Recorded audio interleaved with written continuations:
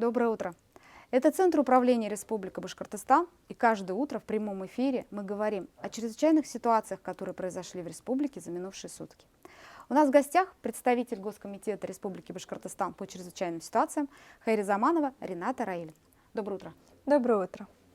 За минувшие сутки на территории республики чрезвычайных ситуаций не зарегистрировано. По оперативным данным произошло 25 техногенных пожаров, пострадавших нет, погибло 2 человека.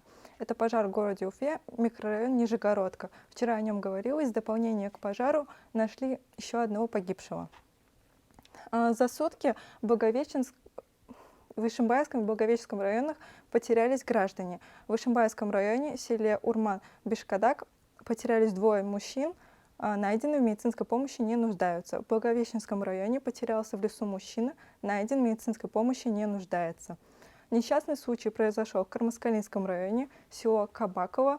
На кирпичном заводе мужчина упал в яму с глиной. В результате погиб. Причина происшествия устанавливается. В Иглинском районе произошло ДТП на трассе М5, 1537 километр, с участием 5 автомобилей. В результате погиб 1 человек.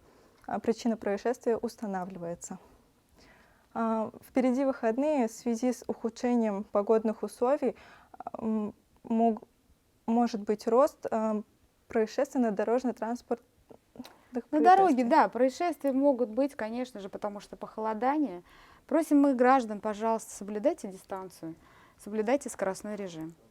Спасибо вам большое, Рената Раилевна. Ну и я напоминаю, мы с вами в прямом эфире говорим о чрезвычайных ситуациях, которые происходят в республике. Берегите себя и своих близких.